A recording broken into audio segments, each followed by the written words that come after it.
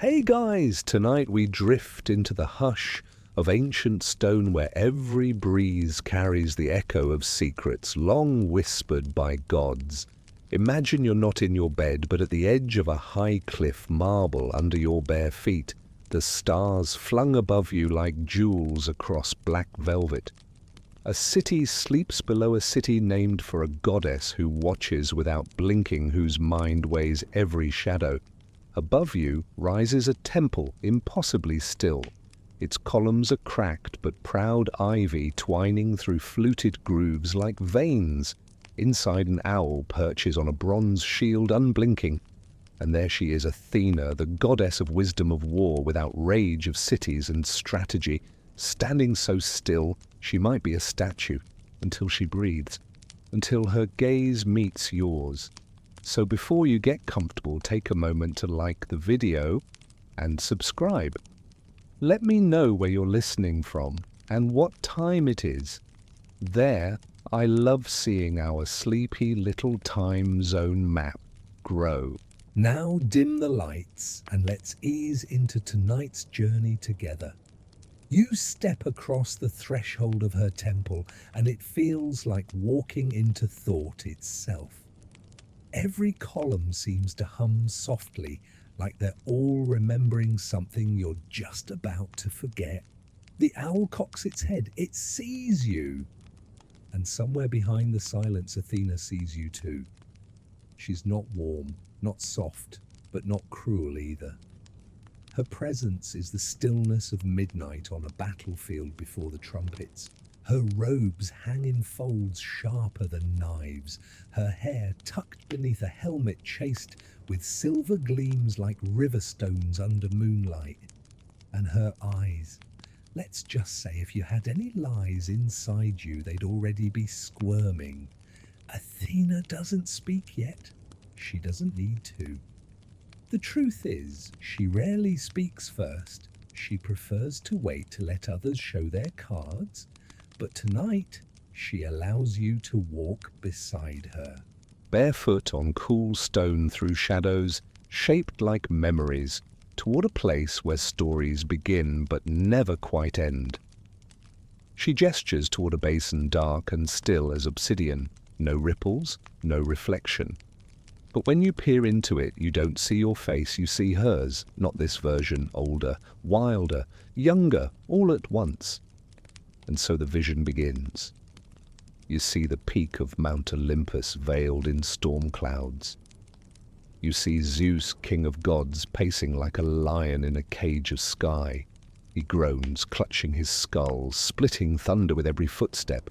No one dares approach, except one. Hephaestus, god of fire and forge, ambles forward with a blackened axe. His hands, calloused and cracked, tremble not from fear of Zeus, but from the knowledge of what must be done. With a single swing, he cracks open Zeus's skull like a pomegranate, and out she comes, not a baby, not even a girl, a woman, full-grown, armored and screaming, Athena. Her war cry slices through the air like the first thought that wakes you from a dream. The other gods shield their ears, not out of pain, out of awe, because in that scream is something they'd never heard before, clarity.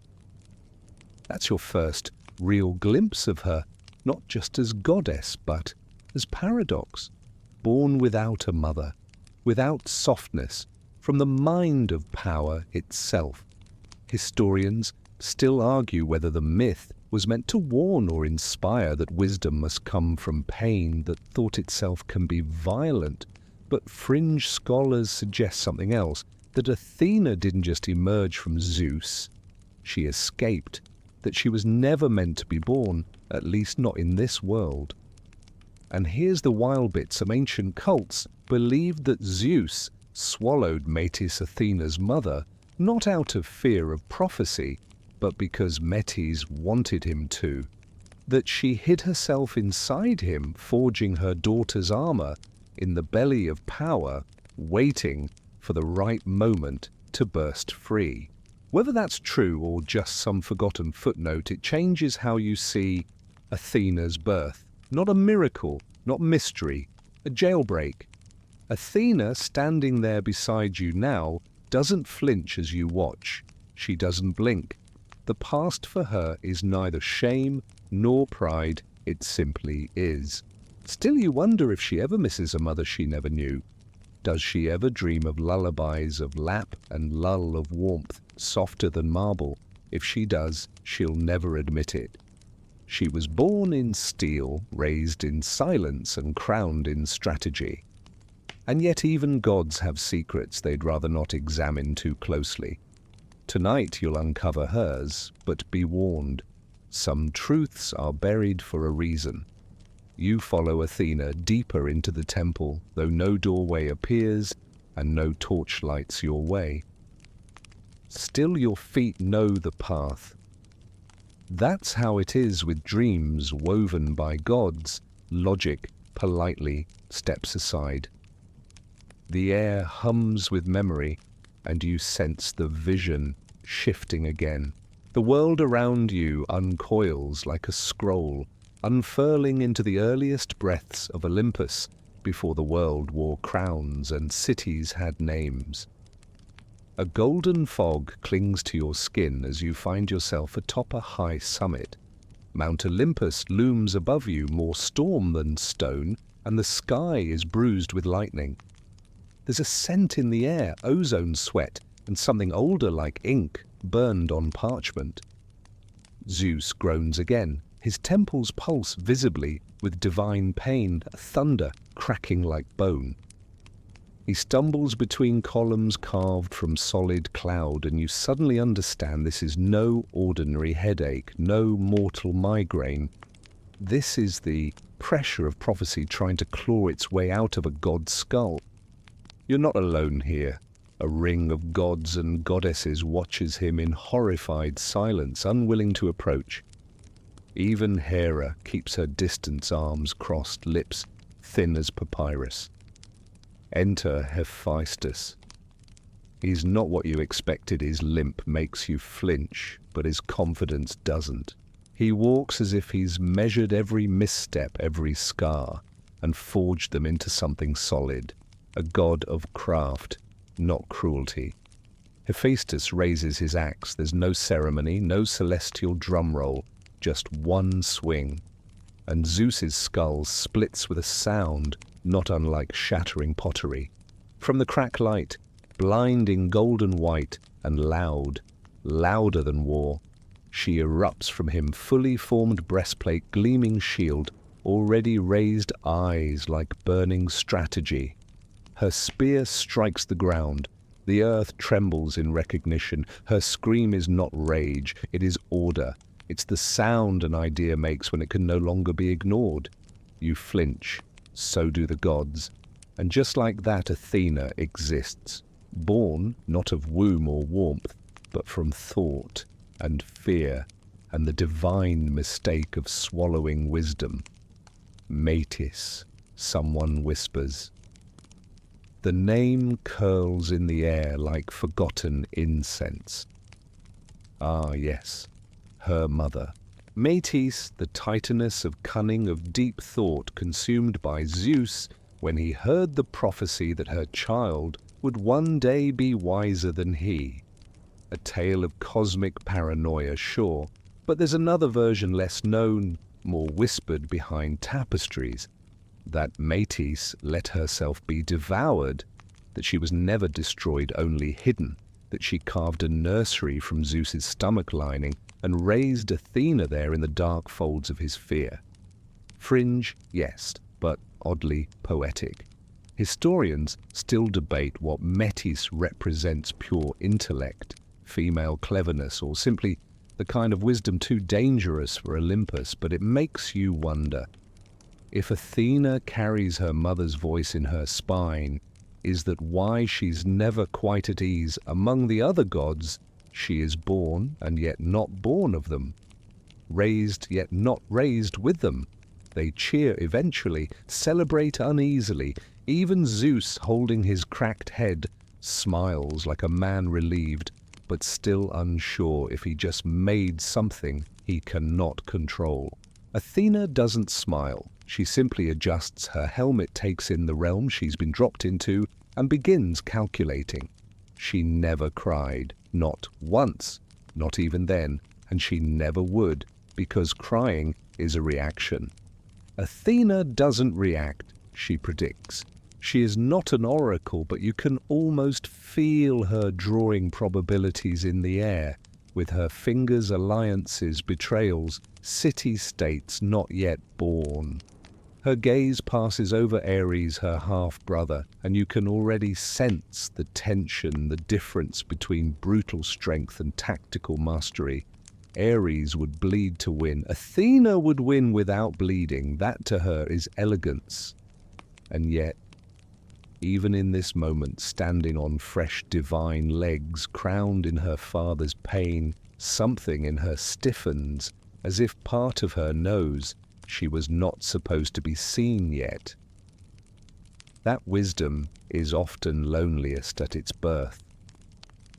Back in the temple beside you, now Athena hasn't moved, but you catch something. A flicker in her eyes.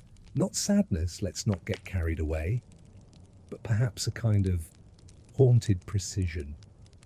Like someone who remembers every note in a symphony but refuses to hum it.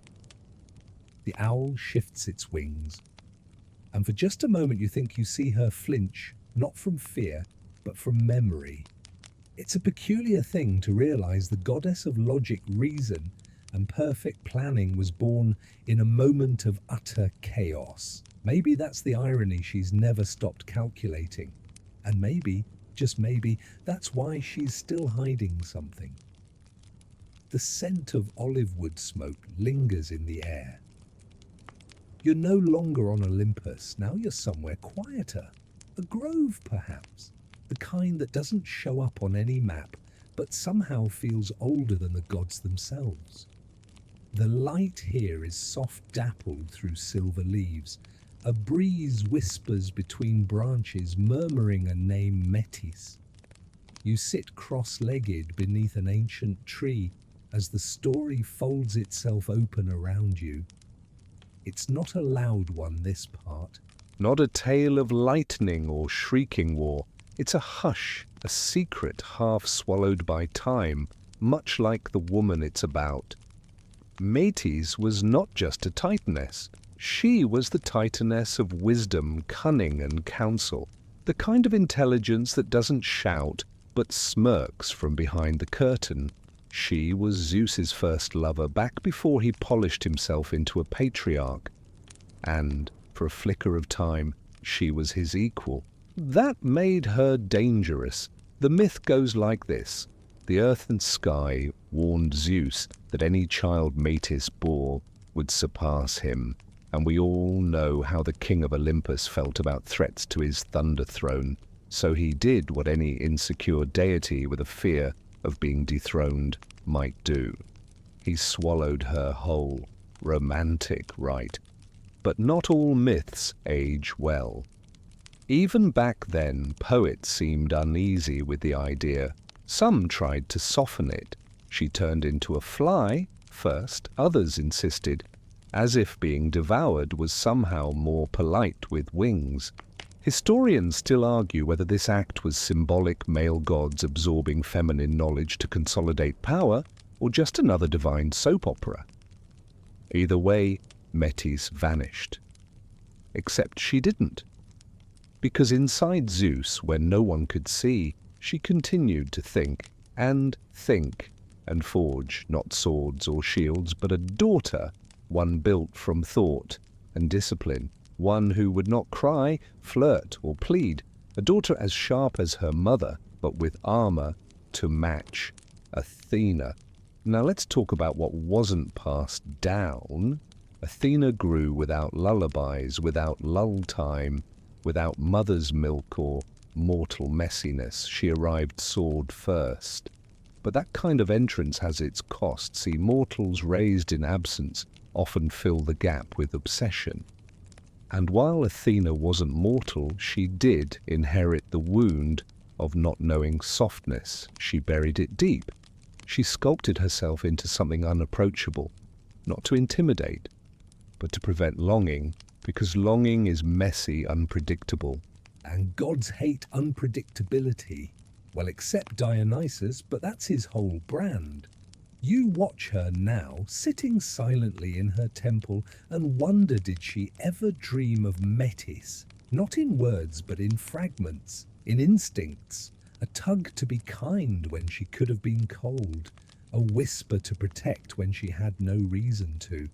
Quirky fringe theorists claim Athena once created a secret altar to her mother hidden far beneath the Acropolis. A sanctuary where no offerings were taken, only left shells, scrolls, pieces of wisdom too fragile for Olympus. No one's ever found it, of course, but that hasn't stopped the midnight excavators or whispered tales among candlelit scholars. What is known, though, is this: Athena never once spoke of Metis. Not in public, not even when mortals praised her as daughter of Zeus alone. She let them, every time, because it's easier to rewrite truth than resurrect pain. And maybe, just maybe, that's where her famous coldness comes from. Not arrogance, but armor. Not indifference, but insulation. Still, the gods noticed, especially Hera. You can picture it, can't you? The queen of Olympus, lips thin, eyes sharp, watching this fully grown woman walk into council like she owned the place. No childhood, no awkward puberty, just poise, polish, and the unsettling calm of someone who already knows the answer you're about to struggle toward. Hera hated her for it, probably still does. But even Hera couldn't deny her usefulness. Athena brought reason into a pantheon full of tantrums. She advised Zeus with strategies that actually worked. She planned cities, negotiated treaties, and every so often reminded Ares that war could be won without screaming. She became indispensable, and yet lonely. You feel it now, don't you? The weight she carries, not just of wisdom, but of a mission. The kind of silence that tightens over centuries until it becomes habit. Back in the temple, she finally moves, just a shift of her eyes, but in that motion you glimpse something off, like she knows you're getting close to a place she'd rather you didn't. Still, she doesn't stop you. Athena is not one to interrupt discovery, but she is one to conceal the final page. The grove fades, the air thickens again, this time with sea salt and crushed petals. Sand crunches beneath your sandals as the vision reforms Athens, but long before democracy and philosophers with opinionated beards. This is the raw city, the city on the brink of its own name. You stand on a rocky hill, its summit crowned by nothing but wind. To your left, a bearded man with a trident stamps his foot. To your right, a woman in bronze steps forward, palm extended. Poseidon and Athena, two gods, one city, a contest of gifts. Poseidon goes first. Classic older brother energy, loud theatrical salt water dripping from his beard. He strikes the stone with his trident, and boom, a geyser erupts, hissing and steaming. But it's not fresh water, it's salt. Impressive, sure, useful. Not so much unless you're planning to pickle Athens. Athena says nothing. She just kneels, fingers the earth, and then an olive tree. Thin at first, yes, but full of promise. Fruit, oil, wood shade. Quiet. Subtle, but wise. The people look at each other, they blink, they know, they name the city Athens. Poseidon is not thrilled. In fact, he throws what historians now call a divine tantrum, which may or may not have included drowning whole districts. There's still debate among scholars whether the flood that followed was metaphysical vengeance or just bad coastal engineering. But here's what matters. Athena won, not with flash, but foresight. You'd think she'd be smug about it. Victory is her specialty after all. But as you watch her walk through the newborn city that now bears her name, you notice something else. She's already calculating, not celebrating. Because victory creates obligation. The Athenians built a temple in her honor, yes, but they also became hers, her people, her problem, her paradox. And she knew cities are louder than gods, messier, less obedient. She had just tied her identity to something profoundly mortal. Now here comes the quirky bit. One obscure version of the myth says the olive tree wasn't conjured by Athena at all, but transplanted. That she'd been nurturing it in secret far from Olympus for years, an earthly experiment, a slow-growing prayer. And when the contest came, she simply moved it. It wasn't magic, it was planning, a long game. You can see why some scholars adore her. But here's the rub, she never told anyone, not even Zeus, especially not Zeus. She let the myth grow that it sprouted from the rock in an instant. A miracle, a moment. But it wasn't. It was memory, hidden effort, bottled patience. That was always Athena's way, let them praise the lightning while she wired the storm. Still, sometimes even she seemed to yearn for acknowledgement. There's an old inscription, weathered half lost, carved into stone at the base of that original olive tree, now long gone. It reads, "Not all gifts are sudden." Historians can't agree if she wrote it, or if someone else did, or if it even meant what it sounds like. But the idea lingered, a warning, a whisper, a seed. Back beside her in the temple, you glance again at her face. Her eyes are unreadable. A smile teases the corner of her lips, not quite pleasure, something closer to irony. After all, she knows what happened next. She didn't just gift a city, she became one. And cities are complicated. They forget you, they outgrow you, they rewrite you. Athens worshipped her, yes, but they also demanded her protection, her judgment, her presence in every choice. And if you listen closely, even now, you can almost hear the distant hum of prayers echoes across marble halls, echoing questions that never wait for their answers. Athena became not just the goddess of the city, but of civilization itself, which, as we both know, is a double-edged sword. It lifts, it corrupts, it forgets the hands that planted its roots. Still, Athena never complained. She simply watched, calculated, buried what didn't need to be known. Because even a goddess of truth understands that sometimes knowledge is more dangerous than ignorance, especially when that truth involves yourself.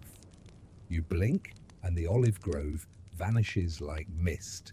In its place, a vast chamber unfurls before you, roofless and glowing under a moon the size of an oracle's eye. At the far end, Athena stands beside a tall bronze stand draped with something reptilian. You approach, Aegis, her cloak. But to call it a cloak is like calling a volcano a warm hill. It's alive, or at least it was. Scales shimmer like oil on water, golden, black, green, and something in between. It pulses faintly as though it remembers being part of something that once hissed. A snake. More than that. A face locked in horror. Medusa. Yes, that Medusa. Let's pause. You probably know the story, a Gorgon hare, of serpent's gaze of stone, defeated by Perseus with Athena's help. But oh, it's never that simple. You see, Medusa wasn't always a monster. According to fringe tellings, once found on weather-worn amphorae and rejected by textbook publishers, Medusa was once a priestess of Athena herself, devoted, beautiful, pure, in the ways ancient myths love to enforce. Until Poseidon, yes, that Poseidon violated her in Athena's temple. It was an act so blasphemous that reality itself recoiled. And what did Athena do? She punished Medusa. Historians still argue whether this was divine rage or political necessity.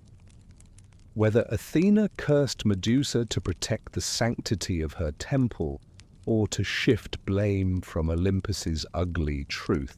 Either way, Medusa was transformed snakes for hair, a gaze that turned mortals to stone, a warning carved in skin. And later, Perseus, favored by Athena, would slay her, with the goddess's mirrored shield. Here's the part most people forget. Athena kept the head, sewed it into her aegis, wore it, a symbol of power, sure, but also a memory, a warning, a wound. You stand before the aegis now, watching the scales shift in the windless air, and you wonder, did Athena wear it as protection or as punishment? Did she see herself in Medusa's fate, a woman transformed not by choice but by reaction, weaponized for the comfort of gods? Some fringe scholars whisper that the aegis whispers back, that at night when all of Olympus sleeps, the snakes stir, that the head still speaks in riddles only Athena understands. Of course, no mainstream historian will touch that. Too messy, too feeling. But here's a quirky tidbit. There are depictions of the aegis being stored, put away, locked up in times of peace, not worn, as if even Athena herself couldn't bear to carry it always. And tonight, in this vision, you catch a rare moment, the aegis off her shoulders, resting, heavy, almost remorseful. Athena stands beside it, arms crossed. Her face is unreadable again, but something in her posture is less straight, less commanding, maybe even unsure. For a goddess born in steel, uncertainty is the closest thing to a bruise. She catches your gaze, doesn't look away. So you ask, not aloud, but inwardly, the way dreams allow. Why did you punish her? The wind picks up. The owl shifts in the shadows. Athena says nothing. But 1,000 unsaid things pass between you, because truth, especially in the hands of the wise, isn't always shared. Sometimes it's worn, sometimes it's buried, and sometimes it stares back at you from a cloak made of silence. You move closer. Reach out, but the aegis bristles just slightly, a flick of warning. Even now it doesn't want to be touched. You withdraw, heartbeat slow. Athena watches you, and just for a moment you think you see it. Regret, not weakness, never that. But the kind of regret that only immortals understand, the one that lives for centuries and never decays. The kind that builds temples from silence and shields from shame. It lingers like the snake hiss in still air. Then with a swift motion, she lifts the aegis once more, drapes it over her shoulders. The moment is gone. But you felt it, and she knows you did. You follow Athena down a staircase that shouldn't exist. It coils beneath the temple, deeper than rock, deeper than time. The steps are smooth worn, not by feet, but by thought. You can feel it. Every inch of this descent was built not for movement, but for meaning. The air thickens with dust and ancient decisions. At the bottom, a room blooms into being. Low ceiling, Walls lined with looms, not tapestries, looms still threaded, half-finished. Stories paused mid-sentence, patterns fraying at the edges, a scent like scorched linen and pride. You know where you are, the place where Athena met Arachne. Oh yes, the weaving contest. Every school kid gets the short version, a mortal girl gifted at weaving challenges the goddess. Hubris, spiders, the end. But let's unspool that thread a little. Arachne wasn't just gifted, she was flawless. Her tapestries shimmered with realism. Birds so lifelike they startled cats. Flames that seemed to flicker when the wind blew. Crowds gathered to watch her work, and she had opinions. When people whispered that she must have been taught by Athena herself, Arachne scoffed. "Talk, please." Her hands were her own. Word got around. Athena, ever the strategist, didn't smite her outright.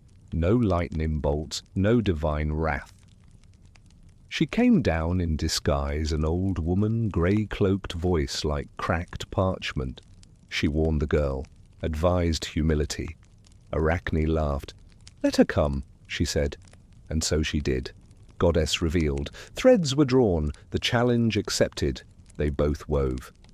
Athena's tapestry, glorious.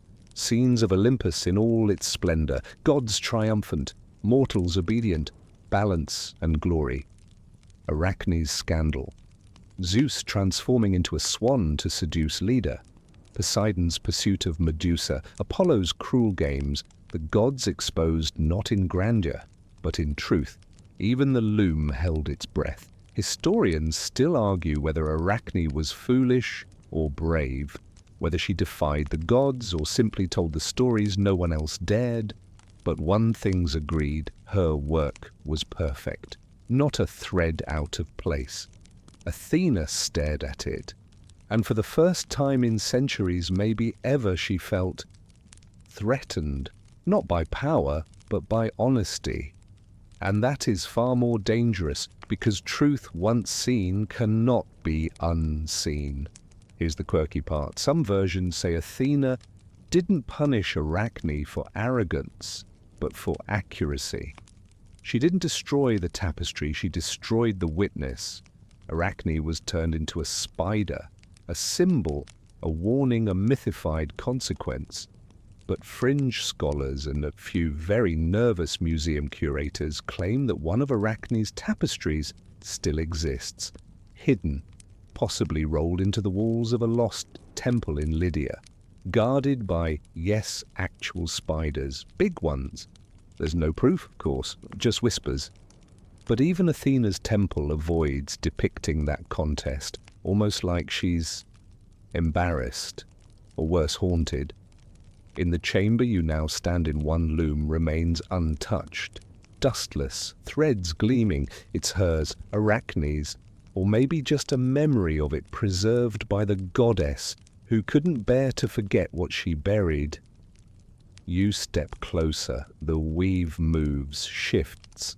It shows not just images but truths. You didn't ask for Zeus, trembling before prophecy. Athena's face as she turns away from Medusa.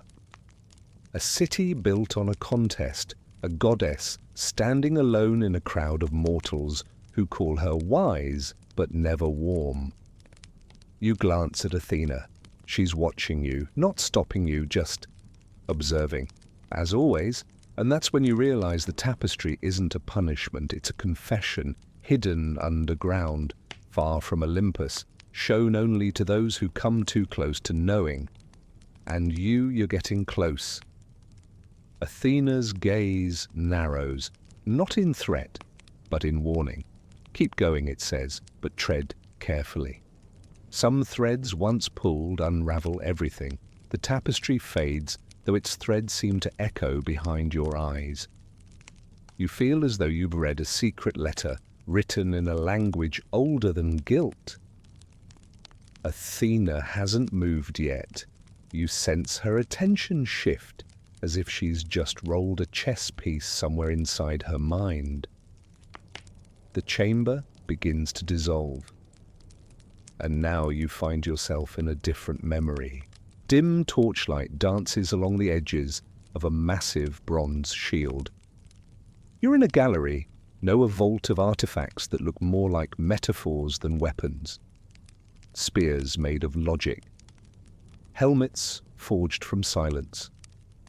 And in the center, glimmering like a dropped thought, stands the figure of Athena, alone, unmarried, unmothered, untouched. This section of her story is always awkward to say out loud, isn't it, Athena, the virgin goddess?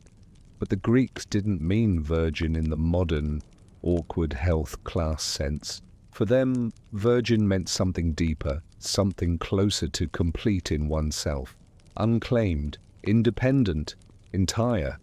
Still the myths kept trying to wedge her into mortal shapes. They couldn't help themselves.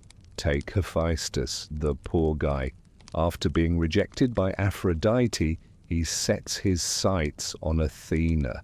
Not because she flirted, not because she smiled, just because she was there. One myth tells of him trying to force himself on her. Yes, the goddess of wisdom. She fights him off. He doesn't succeed, but something else does. From the struggle, his seed lands not on her, but on the earth. Gaia, ever the opportunist, conceives from it. The result, Erichthonius, a child without a mother. Or, well, a mother who is a planet. Athena, whether from guilt-pity or perhaps something stranger, takes the child. She raises him, protects him, wraps him in a basket and entrusts him to the daughters of King Cecrops. But she gives one instruction: don't look inside. Guess what they do? Of course they look. They see something so shocking, so unnatural, that they go mad and hurl themselves from the Acropolis. To this day, scholars can't agree on what they saw. Some say the baby had serpent legs, a child half human, half earth serpent. Others say the madness came from seeing a divine secret they were never meant to hold. Some even whisper it wasn't the baby at all, but what Athena herself had tried to hide in the basket with him. A thought she never finished weaving, a truth she buried beside her shame. Whatever the case, Erichthonius survived, grew, became a king of Athens even, one of the first, a legacy she never asked for, a son she never birthed, a wound she never named. Fringe philosophers argue that Erichthonius was the start of Athena's slow transformation from warrior to patron, from goddess of war to goddess of cities, that after him she grew more invested in civilization, in systems, in order, maybe so, but you can't help but feel something else, something gentler. Could it be regret not over the child, but over what was taken from her and what she had to take responsibility for in its place? The room darkens again, the artifacts fade, all except one thing, that wicker basket, still shut, still humming. Athena gestures and it slides toward you without a sound. She won't open it, she never did, but you could. You reach for the lid, your fingers brush the edge, and the owl hoots once low and sharp. You stop, look at her. She nods. Not yet. Because some truths, even the buried ones, need a little more unraveling before they're ready to rise. The basket disappears into the darkness again, like a thought tucked behind the tongue. You're left standing in a wide stone corridor now, torchlight flickering over marble reliefs. The images on the walls shift subtly as you pass, telling stories you didn't know you knew. Athena walks ahead of you. Her sandals make no sound. This part of the temple, if we can even call it that, is more like a museum of decisions, not victories, not defeats, just choices. Every few paces you pass a sculpture or painting, frozen mid-moment Athena touching the hilt of a sword, but not drawing it. Athena turning her head away from a man begging her for mercy. Athena standing still as two armies collide below. She stops beside one. It's a mural. A stylized scene of herself, cold and radiant, stepping away from something, or someone. You step closer. It's a man, tall, strong, imploring, arms outstretched, his face carved with desperation. And yet, he's not named. He's not in any myth you recognize, because he never mattered to the story, not her story. You look at her now and ask the question the myths always dodge. Did Athena ever love anyone? Not mentor, not guide, not champion, but love. The short answer, most say, is no, she's the untouched one. The mind over matter, the intellect over intimacy. But as you pass deeper into the corridor, a whispery truth flickers into focus. It wasn't that she couldn't love, it's that she chose not to. She saw what love did to gods. Zeus shape-shifting into swans and bulls just to get his way. Hera twisting love into vendetta.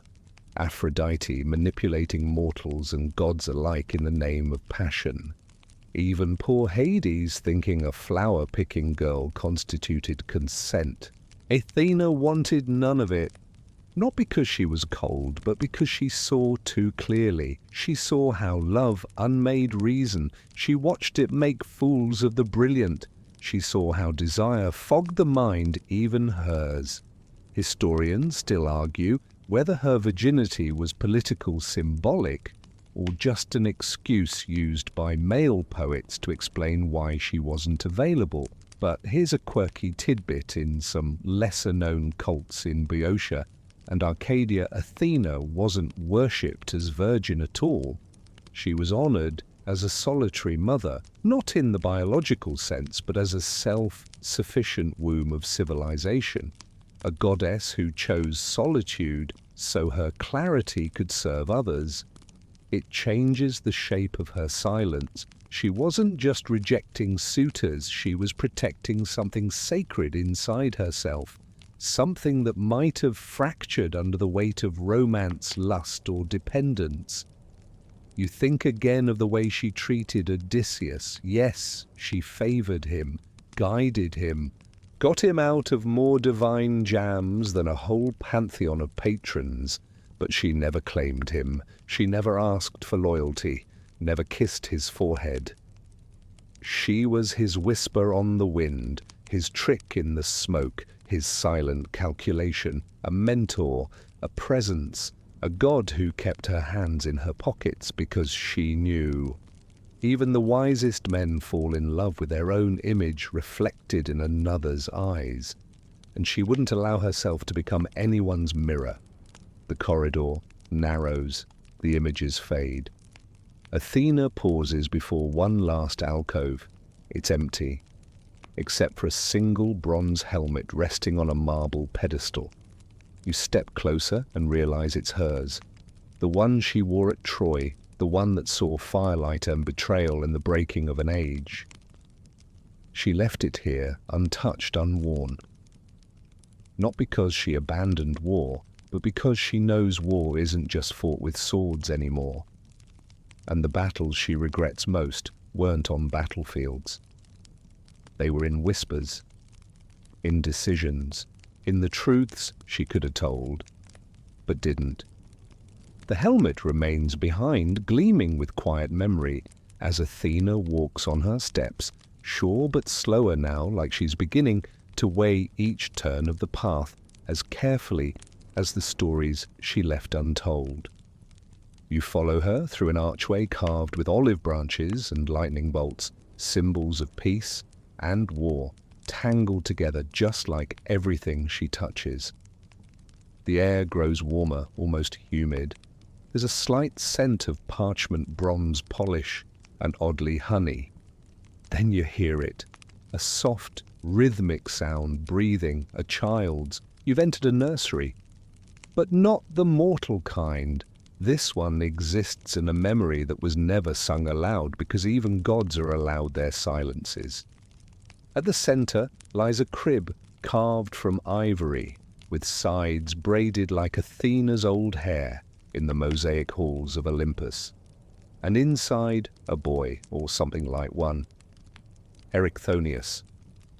The child born not of love, nor of sin, but of consequence. A story whispered at symposiums and then quickly hushed, lest it complicate the neat categories humans like to give their deities. He sleeps now serene, but wrapped in complexity. You crouch beside him and look closely. And yes, there it is. The serpent tail, thin as a vine scaled with silver, curling around his infant ankle like a question mark. So it was true. Or at least this version of the myth thinks so. He is neither entirely human nor god, not truly of Earth, not fully of Olympus. He's something new, Athena, standing at your shoulder, watches you watch him. And for once, she speaks just 2 words. He mattered. Her voice is a whisper, but it trembles not with weakness, but with the weight of choosing to feel. See, she raised him, secretly, fiercely. Not out of duty, but perhaps out of an emotion she could never admit by name. Not love exactly, but something kin to it, something quieter. The need to protect what is born from your decisions, even when those decisions were made by mistake. She gave him wisdom, taught him governance. Let him walk the Acropolis by moonlight while other children slept. He learned from scrolls instead of lullabies, held maps instead of rattles. And one day she placed a crown on his head, not golden, but laurel woven, a symbol that Athens, her city, would be ruled by thought, not lineage. Here's the fringe bit. A few late Roman texts suggest that Erichthonius's throne room held no throne at all, just a stool and a scroll rack, because Athena taught him that the ruler must sit lower than wisdom itself. Powerful idea, huh? Still, even Athena couldn't protect him forever. When he died too soon by divine standards, she didn't weep. Of course she didn't. She turned his memory into law. She etched his lessons into stone. But she also never took another ward, never again tried to mold the world through a single child. Historians still argue whether Erichthonius was her triumph or her wound. Was he proof that Athena could nurture, or proof that she should not? Even she, standing beside you now, doesn't seem sure. And so she did what Athena does best when faced with contradiction. She buried it, not in soil, but in civilization. She folded his teachings into the fabric of Athens, made his ideas into rituals, turned his name into marble syllables that tourists today mispronounce in passing. And then she moved on, but not really, because here you are, in this impossible nursery, looking at a god's not son in his endless cradle, and she has brought you here for a reason. You glance at her. Her face is unreadable again. But her silence, it feels like a question, maybe even an apology. And somewhere above you, the owl shifts its wings and lets out one soft, almost maternal sigh. You rise from the nursery like a thought surfacing from a deep sleep. Athena doesn't guide you, she simply turns and you know to follow. The chamber reshapes itself and once again the world is different. You're standing on the Acropolis, though it looks younger now, not the crumbling tourist site of today, but something new, radiant, suspiciously clean. Before you stretches a row of columns under construction, echoing with the clink of chisels and the hum of prophecy. It's dusk and the Athenian air is gold-drenched. You catch sight of scaffolding piles of stone blocks, even a few sweaty mortals sipping wine and arguing about proportions. But your focus is pulled to the center of it all, a large, woven basket partially covered in a crimson cloth. It pulses slightly. You feel it before you see it. That same basket, the one from the myth, the one she gave to the daughters of King Cecrops, the one they weren't supposed to open, but they did. Of course they did. You move closer. And now you see it play out, not in the dramatic thunderbolt-laced way poets tell it, but in the quiet horror that always surrounds disobedience. The girls, Herse Pandrosus and Aglaurus, sit cross-legged near the basket. Athena is gone. She has left them with a charge guard. This bundle do not peek, but curiosity is a blade sharper than any sword the goddess could craft. One sister cracks the lid, then another. The third tries to stop her too late. They look inside, they gasp, and then madness, real madness, not the shouty, theatrical kind, but the kind that removes the self from the body. One throws herself from the high wall, of the Acropolis, another flees into the woods, never to be found. The third, some say she weeps until the rocks beneath her turn to salt.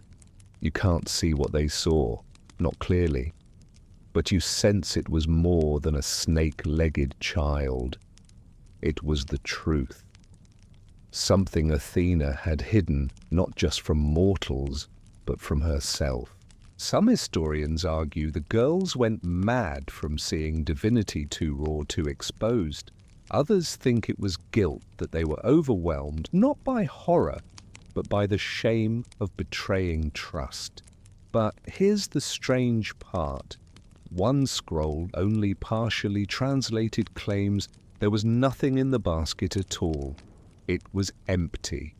That Athena's test wasn't to protect a secret child, but to see if mortals could resist the pull of forbidden knowledge. If that's true, then the madness wasn't from what they saw, but from realizing they had failed a goddess, a fringe theory. Sure, but unsettling, right? Because it makes Athena not just wise, but calculating in a way that feels, well, a little terrifying. Still, you can't help but admire the elegance of it. She gave them a truth and a lie, wrapped in one basket, and waited. Back in the temple, the modern version of her still stands silently at your side. You steal a glance at her, but she doesn't meet your eye. Because here's the real twist. Athena never spoke of the incident again. She never punished the surviving daughters. She never retrieved the basket. She simply erased the moment from official record. Athens, of course, remembered it. They carved bits of the story into vases, murmured it in festival songs, whispered about it in the shadows of the Parthenon. But Athena, she buried it. Why? Because it revealed too much. That gods could make mistakes, that mortals could disappoint them, that sometimes wisdom wasn't about knowing but not knowing, choosing which truths to reveal and which to leave sealed. You stand now beside the basket again, not the mythical one, but some echo of it resurrected here in this vision. The cloth still rests atop it. You don't lift it. You're not like the daughters of sea crops, but you understand them now. And in some strange way, so does Athena. The owl lands beside her. Its talons scrape the stone, echoing like a slow clap. You turn to the goddess. For once she is looking directly at you. And her expression is clear, not pride, not judgment, just that maddening ancient thing she wears better than any god knowing. A wind rises, not cold, not warm, just steady, and lifts the dust around your feet. The Acropolis fades, and you're swept sideways into another layer of time, one thick with incense and muttering voices. You're standing in a temple carved into a mountainside, its walls smeared with soot and prophecy. Candles flicker nervously, smoke curls from cracked bronze bowls. And at the far end, half hidden in the shadows, sits a figure with a mouth stained black from laurel leaves. The Oracle of Delphi. She doesn't look at you. But you already know this isn't about you. It's about her. Athena. She's here too, not in armor, not with aegis or owl, but in a dark blue robe, unadorned. She sits opposite the oracle, silent as the stone beneath them. And the oracle speaks. Only once. Her voice is a dozen whispers braided into one. If you speak it, it will burn. If you hide it, it will rot. If you delay, the fire will choose its own mouth. Athena says nothing, not even a twitch, but you feel the choice being carved inside her mind, like a riddle in marble. What truth was she warned about? That's the mystery. And it is a mystery, because even in the oldest fragments of Delphic records, scratched into copper plates tucked beneath layers of lead, there is no mention of what prophecy was spoken to Athena that day. only that she left without speaking. Some historians think the oracle warned her of a mortal war sparked by divine knowledge, a battle of philosophy and flame that would threaten even Olympus. Others believe it had to do with Hephaestus or Erichthonius, or something even older, something from before her birth. Here's the fringe part.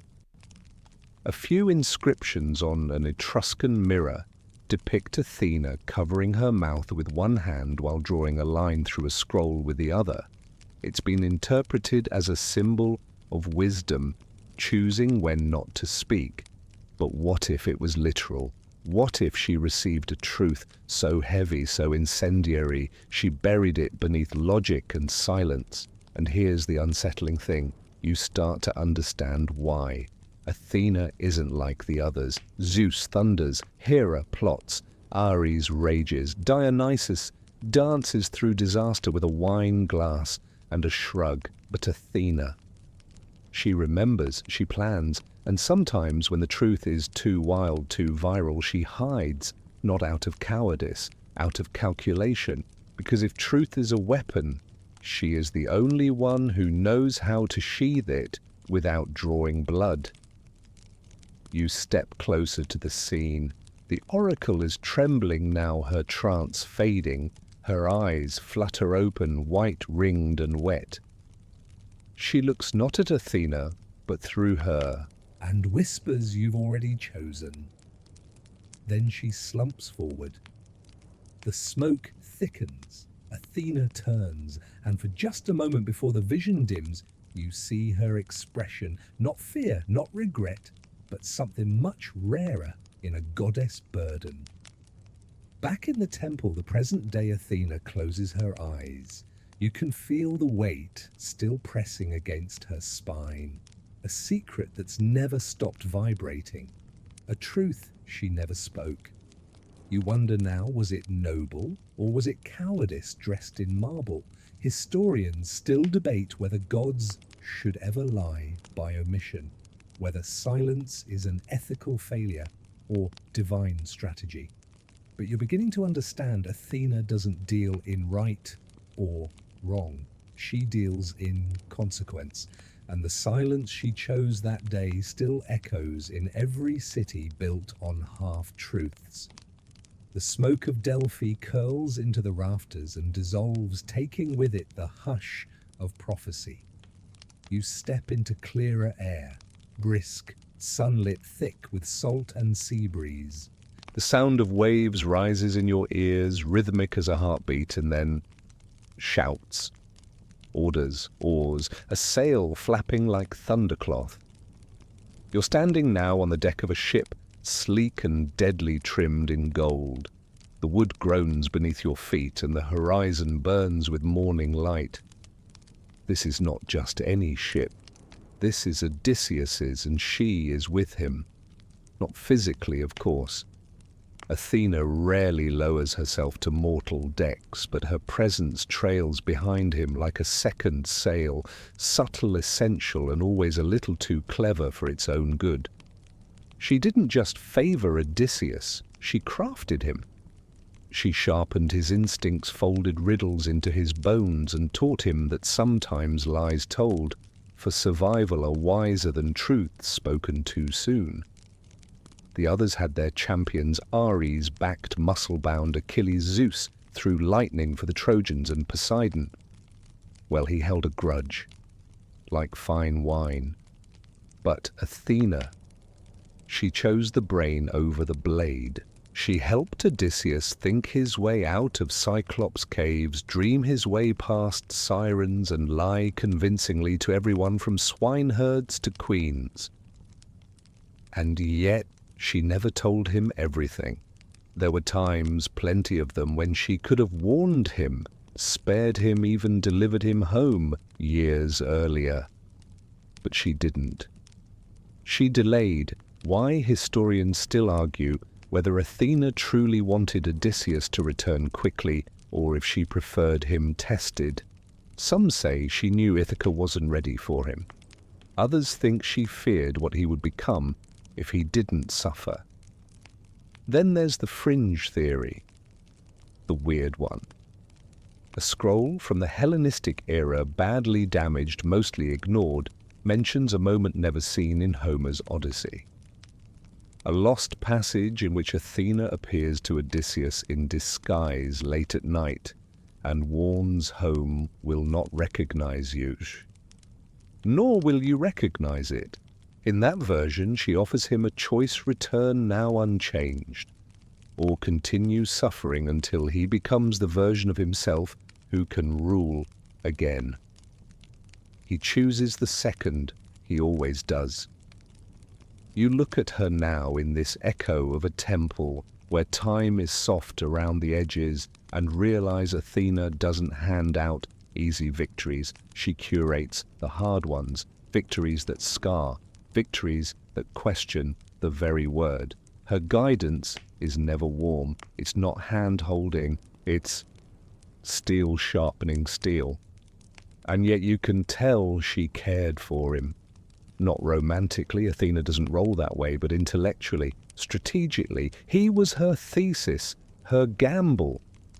And when he finally returned home, older, haunted and clever to the point of loneliness, she watched from afar and said nothing.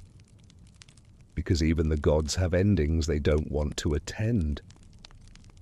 The ship begins to fade now. Odysseus turns his head but doesn't see you. Just the wind, just the miles, just the ghosts. You return to the temple where Athena stands beside her owl, one hand resting lightly on a bronze bust of the man she once shaped from war and wit. She doesn't speak, but you sense it.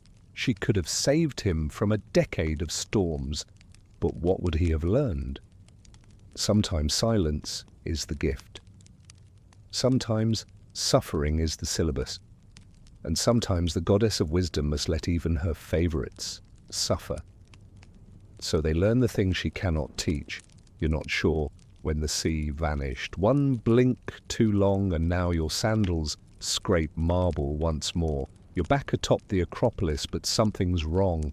The sky isn't blue, it's grey. Not the gentle grey of a rainy afternoon, but the smoky, choked grey of cities under siege. You smell it before you see it ash. Burnt cedar, melted bronze, Athens is burning. Below streets churn with panic. Statues lie cracked, scrolls float through the air like frightened birds. And above it all, unmoved, unblinking, Athena watches her city fall. You glance to the horizon and understand why. The banners of Sparta flicker like flames.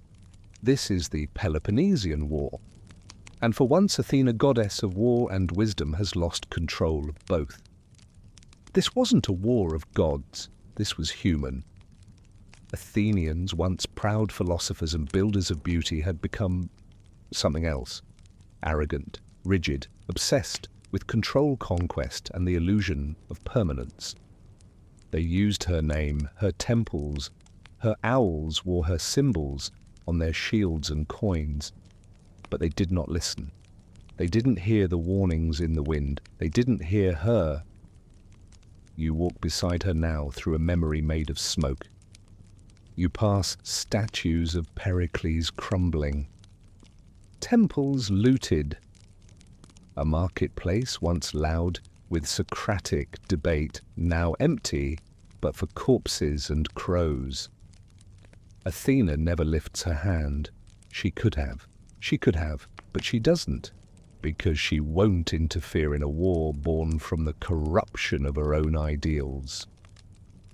Historians still argue whether Athena turned her back on Athens out of disappointment or principle, whether she withdrew her blessing or whether it was simply revoked by human foolishness. Fringe theories, always a delight, suggest that the goddess appeared one final time to the Athenian assembly, veiled and silent, placing a sealed scroll on the altar of the Pnyx. No one dared open it. The next morning it was gone. Some claim it contained the true terms of peace. Others say it was empty, a divine statement that wisdom, when ignored, vanishes. Either way, the war ended in humiliation. Athens fell. Sparta triumphed only to spiral into its own decay soon after. And Athena, she mourned, quietly, privately. The Parthenon, still standing today, bears no battle scars, but look closely at the statue of Athena Parthenos, the massive gold and ivory figure that once stood inside.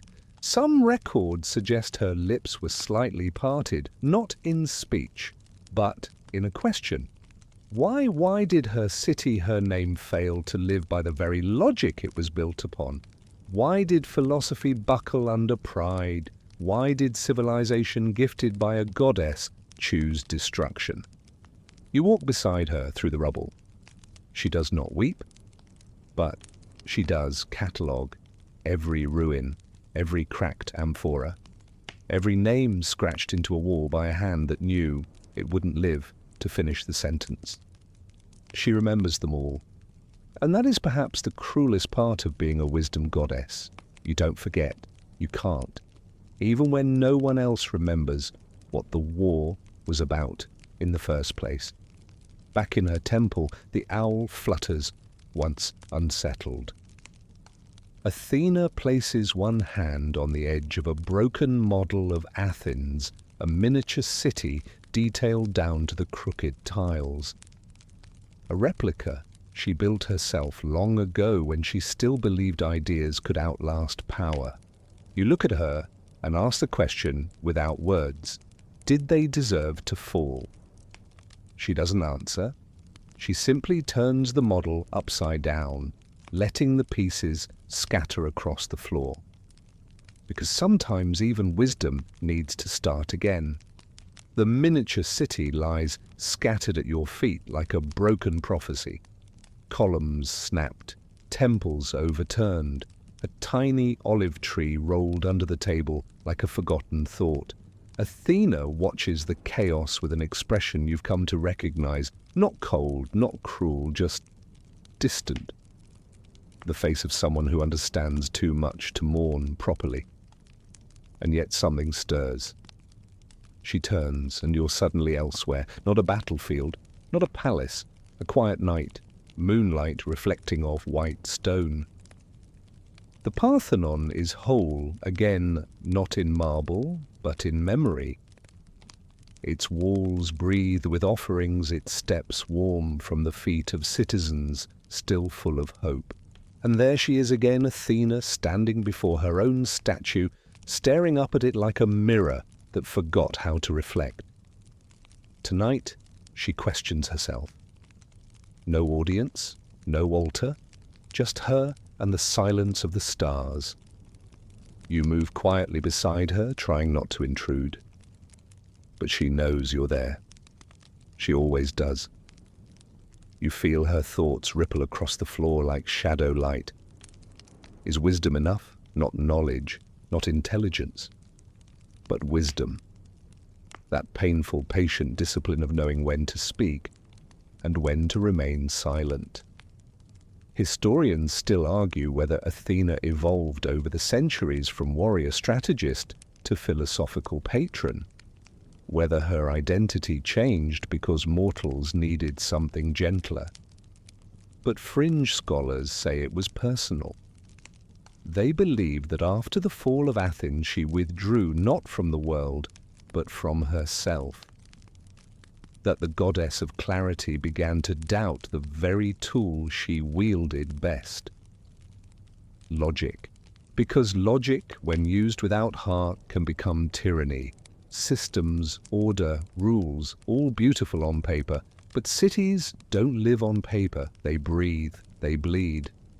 And she had tried to design a world where truth would guide all things. But even truth wielded by flawed hands can be twisted into cruelty.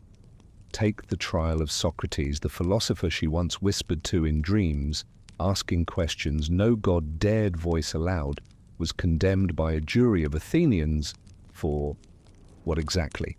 Asking too many questions, mocking the myths, or simply making people think in ways that felt unsafe.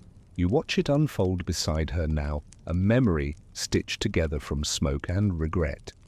Socrates drinks his hemlock calmly. Athena doesn't stop him. She could have, but she doesn't. She watches and wonders. Was this what she built? A city that punishes thought, a court that confuses obedience with order, a people who quote her name but no longer understand her silence. There's an odd detail in Plato's later writings, almost a footnote. He describes a dream Socrates had the night before his death, a tall woman in armor with an owl on her shoulder, offering him a rope made of ink. She says nothing, just offers the rope, and when he declines, she vanishes. Fringe theorists think it was Athena, that she offered him escape, that his final act, accepting the sentence-choosing principle over life, was her final test.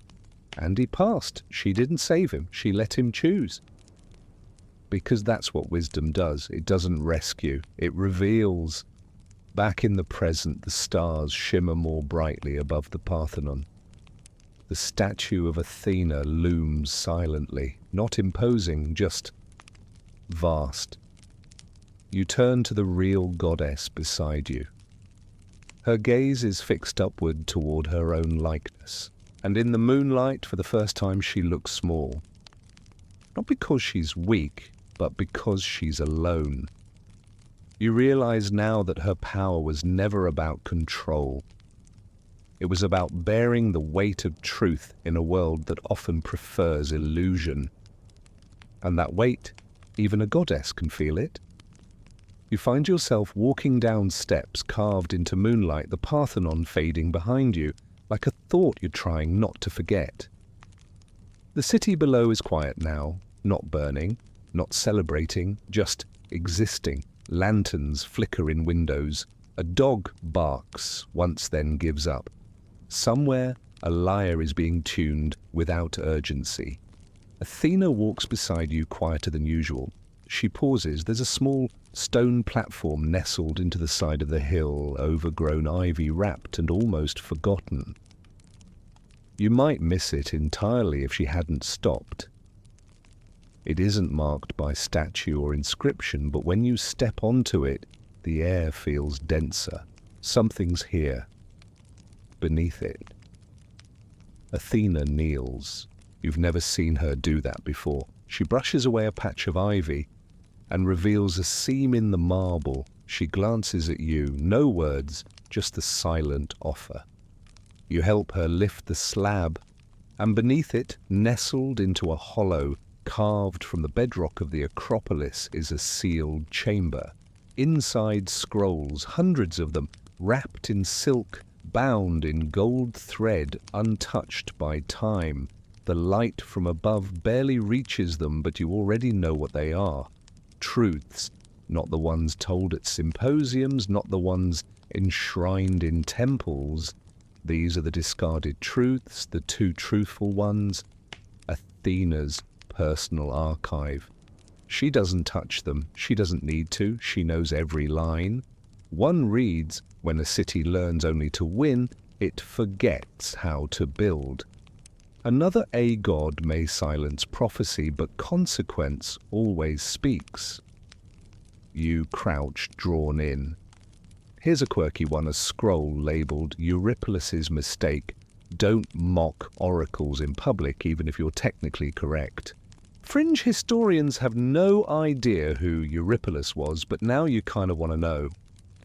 You reach for another. Athena stops you gently but firmly. No, she says. That's all.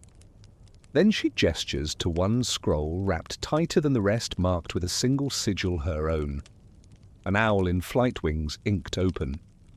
She lifts it, holds it, but doesn't open it. Instead, she places it in your hands. It hums, warm, almost breathing. You feel the weight of it, not just physical, but moral. It holds something old, something dangerous. You know without knowing how that this scroll contains the one truth she chose to bury. Not because it was false, but because it would undo too much. It could topple the myths, unseat the gods, fracture the fragile contract between the divine and the mortal. She doesn't ask you to open it. She doesn't warn you not to. She just trusts you, which, coming from the goddess of strategy, means more than any vow. You turn the scroll in your hands and hesitate. Historians still argue whether this library was real. Some believe there's a sealed chamber beneath the Erechtheion discovered, but never opened, its contents hidden behind a bricked wall no one has dared disturb. Others say it's allegorical, a metaphor for divine restraint. But here you are in the dream space between stories and sleep, holding the truth itself. Athena watches, the owl shifts its feet, and you realize the point isn't whether you open it, the point is that she let you hold it, because wisdom is not hoarding knowledge, it's knowing who to entrust it to. You place the scroll back gently. The chamber seals itself without a sound. Athena nods, not in approval, but in understanding. Then she stands, brushes ivy from her knees and walks on, because the goddess of wisdom doesn't rest. She moves from secret to secret, from city to city, always one thought ahead and one truth withheld. Just in case, you follow Athena away from the sealed chamber, leaving the hidden scrolls behind, though your palms still tingle, having touched one. The path bends into darkness, not ominous, just unlit. You feel your eyes adjust slowly, as if even vision must prove its worth here. A glow begins to form in the distance, warm, flickering. You're entering a hall lit entirely by oil lamps. Their flames reflect off bronze shields, hanging in neat rows along the walls. No two are alike. Some bear the owl, others the olive branch. A few are cracked, dented, scarred. Each one has a name inscribed behind it. Not mortal names, heroes. You are now inside Athena's gallery of champions. And yes, at the center, glimmering like an unsolved riddle, hangs the shield of Perseus. It's polished so clean you can see yourself in it. Or is that him, Perseus, son of Zeus, slayer of Medusa, forever in Athena's debt? The stories always frame him as her chosen. She gave him tools, mirrored shield-sharp blade, winged sandals, not out of affection, but efficiency. She didn't bless him, she equipped him, because Athena doesn't babysit, she assembles. And yet, there's something complicated about this one. You step closer to the shield, and there she is, Medusa, not hissing, not snarling, just staring, not at you, at Athena, because this gallery isn't just about heroes, it's about her choices, the ones she made, the ones she refused to undo. You think back, Perseus, sent to kill Medusa, armed with Athena's gifts, succeeds by not looking, a victory of caution over courage. But why Medusa? Why that mission? Fringe mythographers have long suggested it wasn't about the monster, it was about the head. Athena wanted it, not because it was powerful, but because it was proof. Proof she could claim terror and turn it into strategy. She didn't destroy Medusa, she converted her into a symbol, into a weapon, into a face stitched into the aegis she still wears. Historians still debate whether this was justice, vengeance, or PR, because let's face it, Olympian politics are messy. But the truth, maybe it was guilt, maybe the head was all she could carry. You glance back at the shield, it seems smaller now, or maybe you've just grown. Athena continues walking past other names, Heracles, whom she advised during his labors, sometimes intervening, sometimes standing back to see what he'd break. Diomedes, whom she favored in battle, even granting temporary vision to pierce the divine. Bellerophon who tried to fly to Olympus on Pegasus only to be flung back to Earth. She helped him too, until she didn't. And in every story a pattern emerges. Athena supports those who think with her. Not for her, not about her, with. She doesn't demand worship, she demands strategy. Even the gods she tolerates, like Hermes or Apollo, she engages not through flattery, but mutual respect. And those who don't, well, let's just say Ares has some helmet dents to show for it. You reach the end of the hall, one last shield. This one is blank. No emblem, no scratch, no owner, just a small inscription. Yet to be chosen. You glance at her. She notices. No one holds that one yet, she says softly. You hesitate. Is it meant for a hero? Her brow lifts, almost amused. It's meant for whoever dares to ask a better question. You stand in the glow of that blank shield. And wonder, was that the truth she buried? That wisdom isn't in answers, but in asking the thing no one wants to ask. Athena watches you.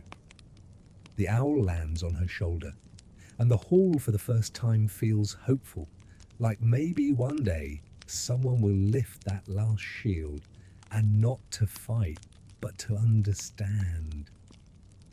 The Hall of Shields fades behind you, its final silence, leaving a curious warmth in your chest, like standing in a room just after someone brilliant has left it. Athena doesn't look back. She rarely does. Her focus is always forward. The next space you enter isn't carved from marble or dream. It's familiar, modern. You blink. Are those concrete walls, a glass window? Fluorescent lights? Yes. You're standing in what looks eerily like a university lecture hall. Desks, a chalkboard, a projector humming faintly. In the front row, no students, just an open journal still warm with ink.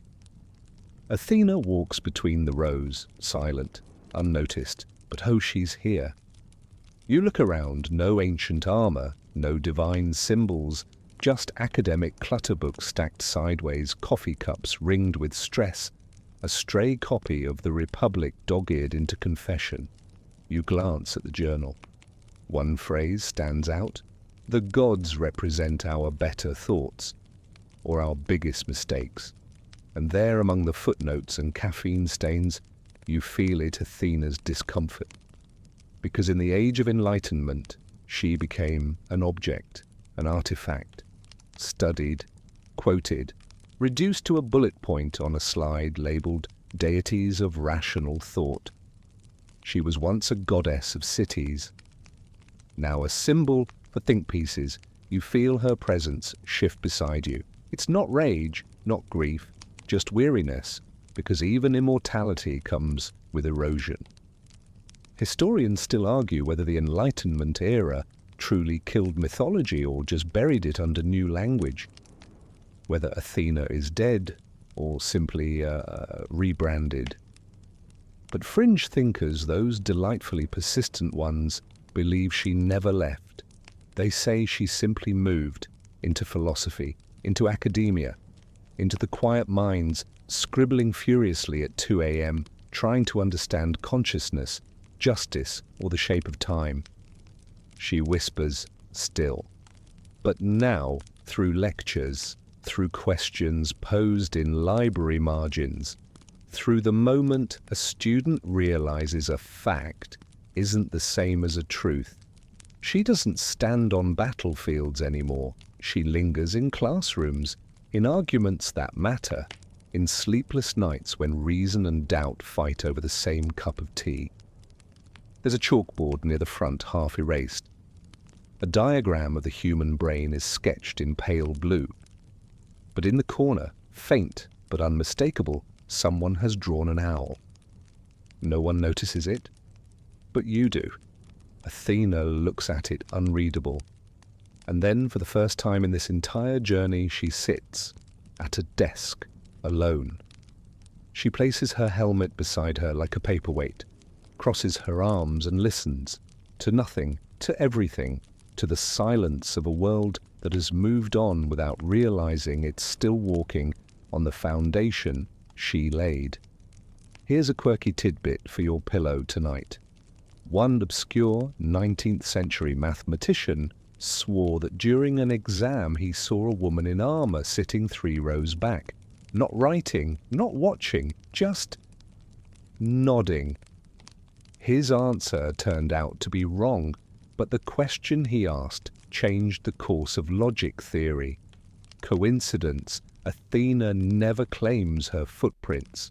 She leaves them in thought, in friction, in the space between knowing and needing to know more. You sit beside her now, not speaking. She doesn't vanish. She doesn't offer one last lesson. She just exists here, in the age of machines and facts and information overload. Still holding something older than knowledge, discernment. The quiet art of knowing when to ask, when to wait, and when to let the silence speak louder than a scream. From the cool hum of the lecture hall, the walls soften again, peeling away like damp paper in slow motion. The chalkboard fades, the desks dissolve, and you're back in something much older stone beneath your feet, firelight on your cheeks. Only now it isn't a temple, it's a cave, natural, uncut, untouched by stylus or chisel, a place even gods don't visit lightly. You follow Athena into its echoing belly. The air is colder here, raw. Every breath feels ancient. It smells of damp earth and something else, ink, blood, bone dust, and silence. Deeper still, the cave opens into a circular chamber, the ceiling high and jagged like a stone crown. In the center lies a single object, a mask, carved from ivory, smoothed by time. A woman's face, calm, unreadable, and unmistakably Athena's. Except it's not hers, not anymore. Athena steps forward and kneels. Her fingers hover just above the mask but do not touch. Her eyes stay locked on it, unmoving, reverent, and if you didn't know better, sorrowful. This is the Mask of Pallas. Now we arrive at a story most textbooks skip. Even some gods pretend it never happened. Pallas was Athena's closest friend. Some say her only one. A fellow daughter of the sea god Triton, Pallas grew up alongside Athena. They trained together, sparred, grew strong, grew bold. But one day, one quiet sunny day, they duelled as usual, a friendly match, a ritual. And Athena, always the strategist, always the planner, raised her shield. Just a little too early, just a little too hard. It caught Pallas off guard. The blow landed and Pallas fell, not stunned, not injured, dead. No one speaks of what happened immediately after. Some say Athena cried out loud enough to shake Mount Etna. Others claim she didn't move at all, just stood there, helmet in hand, mouth open, unable to speak. She didn't run. She didn't try to fix it. She simply removed the moment from history.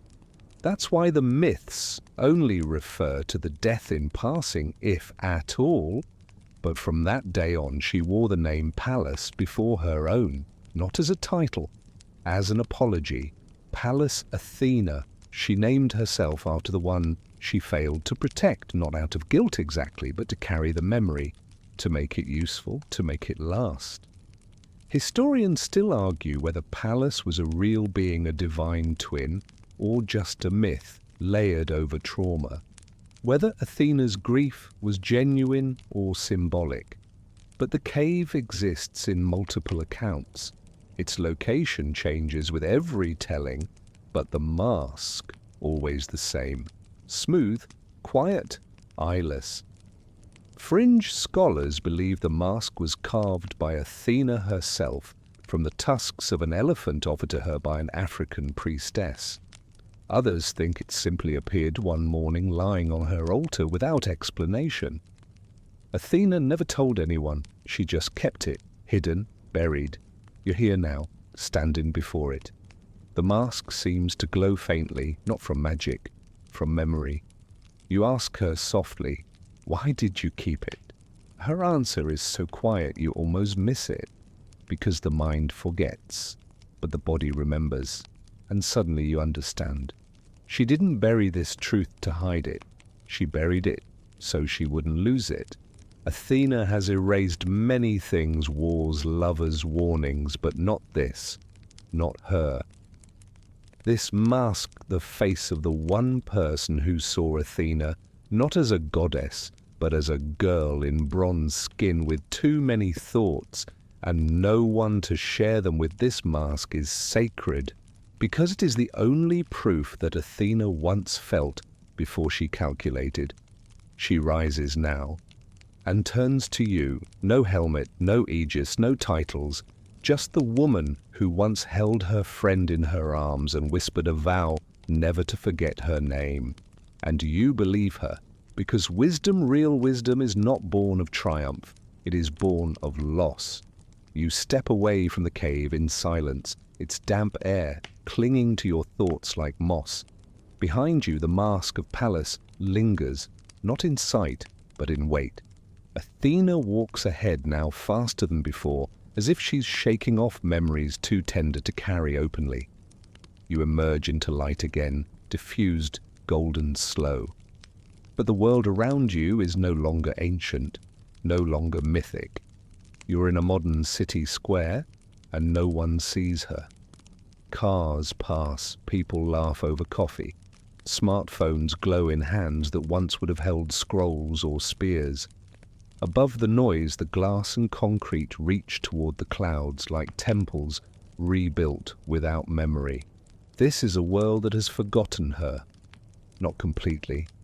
Her name's still on street signs. Her statue sits in parks more pigeon-perched than sacred icon. Her image is stamped onto coins that no one looks at twice. But she isn't felt. Not like before. You both watch as a group of tourists poses in front of a replica statue, Athena in full battle gear, eyes blank spear held high. One kid takes a selfie, another giggles at the helmet. Athena exhales slowly, not angry, not wounded, just detached. She doesn't need worship, she never did. But there's a certain strangeness in being remembered as marble when you were once lightning wrapped in reason. You walk beside her, and she tilts her head slightly. They only kept the outline, she murmurs, and she's right. The wisdom she embodied measured speech, silent strategy. The power of withheld judgment has been replaced by noise. Hot takes, quick wins, shouting matches on tiny screens. Historians still argue whether gods ever truly disappear or simply change names. Whether Athena survives in algorithms, in moral philosophy, in debate clubs, but fringe thinkers whisper of a different survival. They claim Athena exists now in decisions, that every time someone chooses understanding over victory, clarity, over speed, patience over pride, that's her. A modern miracle made not of marble, but moment. You see her gaze shift toward a young woman sitting alone on a bench, notebook in lap, brows furrowed in concentration. A philosophy student, a poet. Someone about to ask a dangerous question. Athena watches her for a long moment. There's something tender in the way she observes, like a gardener recognizing the shape of a seed just before it sprouts. Then she looks away, keeps walking. You follow through crowds that don't part because they can't see her. Not anymore. And maybe that's okay, because Athena doesn't need to be seen to endure. She's not a thunder god or a love goddess. She is presence. She is the silence in the space between question and answer, the hesitation before the honest reply, the doubt that saves you from certainty. At the end of the square, a small monument stands half forgotten. No plaque, no tour guide, but at its base is an offering. Not wine, not gold. A folded note written by hand for the strength to remain calm in the argument. Athena kneels, not in prayer, in recognition. And you understand now worship isn't always ceremony. Sometimes it's the act of remembering how to think clearly in a chaotic world. Sometimes it's the choice to stay silent even when shouting would be easier. She stands, brushes the dust from her knees, and keeps walking. No miracles, no fire from the sky. Just a whisper between centuries, a thought still walking the earth. The city fades around you, not all at once, but like a tide, slowly pulling back to reveal what had always been beneath it. Sidewalks give way to stone. Neon lights dim into torches. You blink, and now you stand within something timeless and strange, a ruin, but not ruined. An empty temple open to the stars. The columns stand, but there is no roof. The altar remains, but no one kneels. A statue looms, but its eyes are missing cutout or never carved. This is a temple without worshippers. Athena steps inside and doesn't bother to look around. She's been here before many times. This is where gods go, where belief fades but memory lingers. No incense burns, no hymns echo, but in the silence you hear thought itself. Not spoken, not prayed, considered. She moves to the center of the room and sits not on a throne, but on the steps leading up to where one should be. And you see it now, Athena has adapted, not because she had to, but because she chose to. She watches mortals from behind screens now, listens to their arguments, their philosophies, their tired attempts to unearth truths with no end. And she waits, not for temples, for moments. She waits for the instant someone reads a headline and pauses before reacting. When someone listens instead of speaking, when someone writes, then deletes, then rewrites, because they want to get it right. Historians still argue whether modern people still believe in gods. But here in this half-temple, made of thought and starlight, you realize something she believes in us, not blindly, not generously, but conditionally. Like a teacher waiting for the question to finally land the way it should. You walk among the columns now. They're carved with fragments, quotes, aphorisms, regrets. The unexamined life is not worth living. Justice without empathy is cruelty in costume. Truth is not a weapon until it is. Each phrase etched in different hands. Mortals. You find a broken slab in the corner worn smooth with age, but when you brush it gently you find the faint outline of an owl, barely visible, yet still present. Athena doesn't speak, but the weight of her presence is different now, lighter, as though you've stepped beyond her disappointment, beyond her silence, into the quiet space where trust begins. You sit beside her on the steps, and for a long while, neither of you moves, because there's nothing urgent to say, because sometimes the most sacred act is simply holding the truth without speaking it. Here's a quirky footnote from a 3rd century CE Roman mystic. He claimed that if you sit in a ruin under the stars and say nothing for an hour, Athena might sit beside you. Not to answer questions, just to remind you how to ask them. You smile, because here you are, doing exactly that. She stands, the stars shift. And before she leaves, she places something on the step beside you. A small mirror, the kind ancient Greeks would have made of polished bronze. It reflects your face. And behind your face, owls, olives, scrolls, and something else. The faintest glimmer of a truth too large for language. You pocket the mirror. Athena doesn't look back. She never does. Because she doesn't need to be followed. She just needs to be understood. The mirror feels warm in your hand, like it remembers who held it before you. Athena is gone again, but not far, never far. You stand slowly, brushing temple dust from your legs, and look around the open ruin. The sky above is deep indigo, now stars punch through it like pinpricks in parchment. The owl is still nearby, perched on a crumbled lintel, watching with that eternal, unblinking stillness.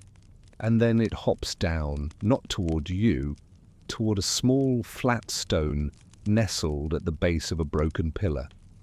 It pecks once, you follow its cue. Beneath the stone is something strange, a mask, not like palaces, a work of grief. This one is simpler, cruder, half-finished. It looks like Athena, but not as she is, as she might have been. No helmet, no shield, just a face, bare, young, tired. You run your fingers over it, and something inside the stone temple shifts. Not physically, not violently, but spiritually. This is not just another artifact, it's the forgotten face of Athena, the one lost before her name was etched into marble, the one before she became a symbol, before she became a cautionary tale for prideful women or a mascot for reason in history class. The person she might have been had she not sprung from a skull, fully armed. You feel it in your chest like a small, sharp ache, because maybe she didn't choose all of this. Maybe wisdom was a weapon handed to her before she had hands to hold it. Maybe she had to become who we needed her to be instead of who she was.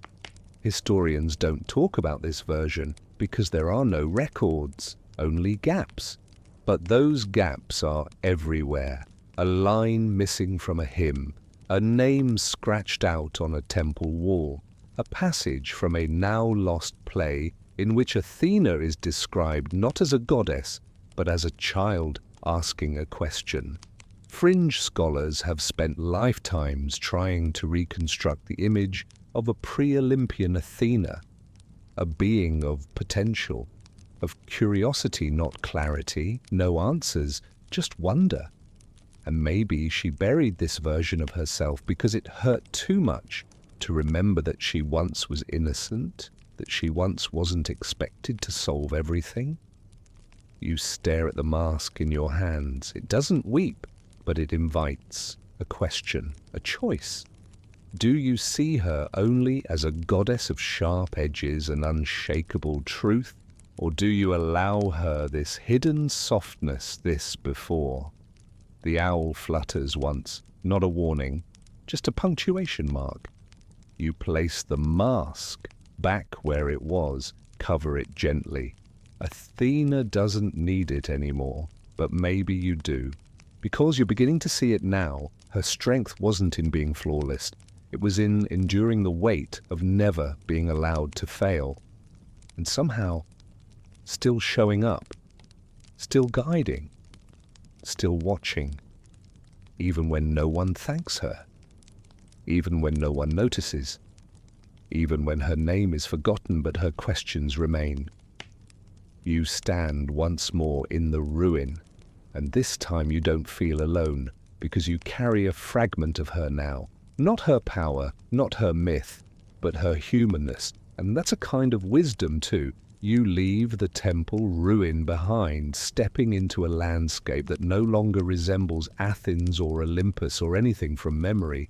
It's softer now, grassy hills, underfoot dew, catching on your ankles, the sky painted in bruised lavender.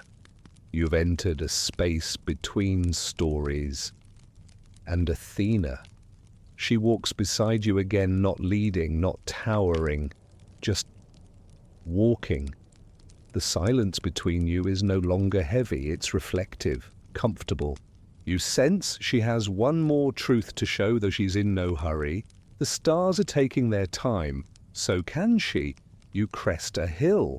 Below you is a valley, and in that valley an owl, massive, ancient, still, carved not from marble or wood, but memory. It isn't alive, but it isn't dead. It's watching, just like her. Athena stops. He hasn't spoken in ages, she says, gently. Not since the last time someone asked him the right question. You tilt your head. The owl turns ever so slightly, and you remember the old saying that the owl of Athena up flies only at dusk. What does that mean? Philosophers still argue. Some say it means wisdom comes too late, only after the action, the chaos, the mistake. Others believe it means wisdom waits until the world is quiet enough to receive it. But fringe thinkers, those delightful, stubborn fringe thinkers, say the owl doesn't fly at all, it listens. It listens until it hears a question worthy of flight. You walk slowly down the hill toward it, and the closer you get, the more you feel the questions rising, not from your mouth, but from somewhere behind your ribs. Not what is truth, but which truth is too heavy for the world to carry. Not what happened, but what did you choose not to say? And perhaps the most frightening question of all, if I knew what Athena knows, would I stay silent too? You reach the owl. Its eyes are made of onyx, reflective, endless, and for just a moment they glow. Not bright, just enough to acknowledge you. Just enough to say you're close. Athena joins you at its side. She rests a hand on its wing. Her gaze drifts upward toward a sky that's beginning to fade from dusk to dark. You've seen what I buried, she says. But there's something I left behind. You wait. She raises a hand and points not to the owl, not to the past, but to a cluster of stars forming slowly in the east, the shape of a scroll, the pattern of a spear, and finally, an olive branch, because she didn't leave behind her name, her statue, or even her myths. She left question. You see them now, constellations of doubt and insight drifting silently over every city where someone dares to think beyond what is comfortable. Athena doesn't teach, she triggers. She's not a goddess of answers. She's the goddess of the moments before you speak, when the room is quiet and the choice is yours. You turn to her. She smiles, not with teeth, not with pride, with relief. Because maybe that's what she wanted all along, not to be worshipped, not to be remembered, but to be understood. The owl shifts, its wings rise, slow, deliberate, and then for the first time in your journey it takes flight. Not away, not upward, but in a wide, slow circle above you, above her, above the questions now living in your chest. And as the wind rises beneath its wings, Athena steps back. Go with him, she says. You blink, and she's gone. Not vanished, just complete. And you realize she was never holding the truth. She was holding you. You walk beneath the owl's wings as it circles overhead, each pass like a quiet metronome to your thoughts. The stars stretch wider now, blinking like slow questions in a sky that finally feels ready to answer if you know how to ask. You follow the valley as it twists, and then nestled between two hills you find a doorway carved into the rock. No columns, no gold, just rough stone and an inscription worn nearly smooth, but you recognize the shape, Athena's sigil, an open eye, and beneath it one word, listen. You duck inside and find yourself in a narrow chamber. One wall is carved with names, not heroes, not kings, thinkers, mortal names etched with surprising reverence. Anaximander, Hypatia, Laozi, Ibn Rushd, Simone Weil. Names from across cultures, centuries, philosophies. Some you've heard of, most you haven't. Because Athena, it seems, never confined her influence to one people. She whispered where ears were open, even in places that never built her temples. You place your hand gently on the wall, fingers brushing the grooves of lives lived in pursuit of understanding. None perfect, some flawed beyond redemption, but all trying. Then something clicks.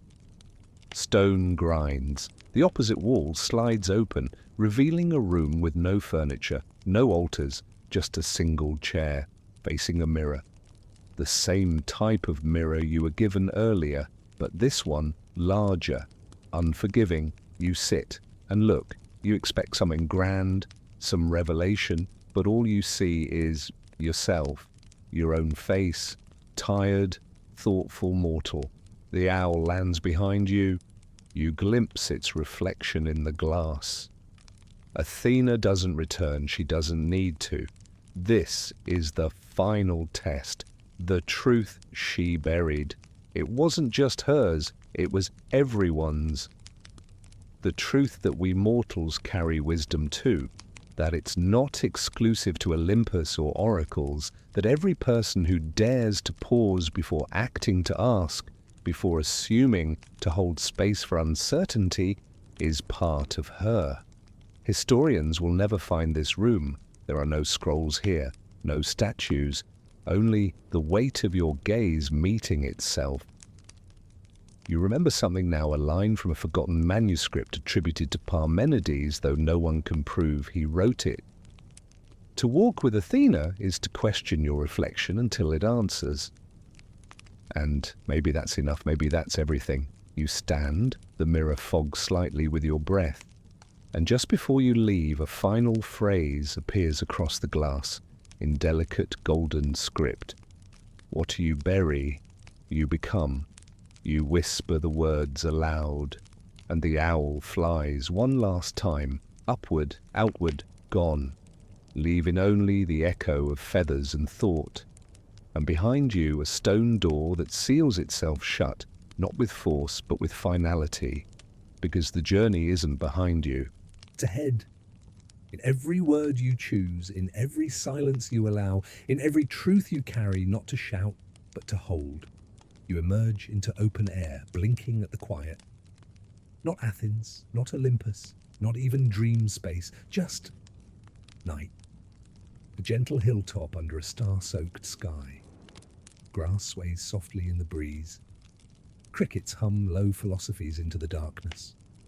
And the owl gone, but not absent. You feel it in your posture, in the way your breath slows. Athena isn't beside you anymore, but she isn't elsewhere either. She is folded into the space around your thoughts, stitched into your questions like thread through cloth. You sit, not from exhaustion, but because sitting feels like the right answer. Above you, the constellations begin to form patterns again, not mythological beasts, not triumphant heroes, but something stranger, symbols of ideas. A scale tilting slightly, a flame flickering in a glass jar, a scroll tied shut. And then gently, an eye. Closed but watchful. This is her sky now, not of conquest or worship, but presence. You think back to everything you've seen. The olive tree gifted not in spectacle, but in slow utility. The tapestry Arachne wove with truths too sharp to praise. The scroll buried in stone trusted to no one. The friend named Pallas whose absence Athena never explained. The child in the basket part snake part consequence. The cities that rose under her name and fell under her silence. The temple without prayers, the classroom without gods, the mirror that didn't flinch. Historians still argue who Athena was, but you're beginning to understand something deeper, who she chose not to be. She never claimed Olympus as her throne, never demanded sacrifice, never seduced mortals or struck down kings for insult. She chose the quieter war, the one against ignorance. She played the long game. And yes, sometimes she was wrong. She buried things too deep. She punished too swiftly. She stood still when she could have spoken, but she always returned to the same question. What serves wisdom now? Not yesterday, not someday, now, and that is a burden few gods have ever dared to carry. You lie back on the grass, arms folded under your head, and watch as a shooting star scribbles something illegible across the sky. Maybe it's a goodbye, maybe a reply, maybe nothing. Athena wouldn't tell you either way, but you know this. The truth she buried was never about secrets, it was about timing. Because truth, like a seed, must be planted in soil ready to grow. And tonight, perhaps, you're ready. The wind softens and the stars settle overhead like ink on old parchment. You remain on the hill, your breathing slow, the rhythm of thought echoing in your chest, not loud but present, not urgent but clear. You're no longer following Athena, you're carrying her.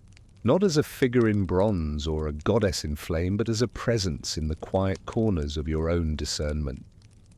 The owl doesn't return, because it never truly left. Somewhere beneath your ribs, in the stillness of your second thoughts, it waits, watching. You sit up slowly. The sky stretches wide, and far in the distance you see the shape of a city, maybe Athens, maybe something newer. Its lights shimmer faintly like stars who forgot how high they were supposed to hang. You begin walking, not because you must, but because you choose to. Each step a decision, each breath a question. And with every step her voice lingers, not out loud, but in the pauses between your own. Her memory is not in monuments, it's in restraint, in revision. In the moment before you speak, when your tongue touches the roof of your mouth and you wonder, is this true or just clever? You remember her gallery of shields, the one left blank, waiting not for battle, but for better questions. And maybe that's you. Maybe you're not a hero. Maybe you're something rarer, someone still thinking, still walking, still choosing which truth to plant and which to bury until its time comes. Because wisdom isn't a throne or a thunderbolt, it's a walk you take alone. And sometimes, if you're lucky, in very good company. So you keep going. The night does not end. It slows, it stretches, it breathes, and now you do too. The sky above you dims into deep velvet, and your thoughts begin to loosen like knots, softened by time and moonlight. You find yourself standing still, then sitting, then lying back once more into the gentle cradle of the hillside. No need to hold anything now. Let it go. The shield, the scroll, the questions you couldn't yet ask, they can rest. Athena never needed you to solve her, only to walk with her, and you have. You've moved through her contradictions, her regrets, her silence. You've seen how even a goddess can grieve her own design. How memory can be both burden and offering, and how sometimes the most powerful truth is the one left unsaid. Let that truth drift now. Let it unspool like golden thread across your pillow. You are safe here. There are no riddles you must answer tonight, no mirrors to confront, no city to save, only stars, only breath, only the soft presence of an owl somewhere behind your eyelids, watching, not with judgment, but with quiet trust. You've done enough thinking for now. Let the questions fade into the hush. Let your body sink into the story. The night holds you. Wisdom will wait. It always does. End of script. Sweet dreams.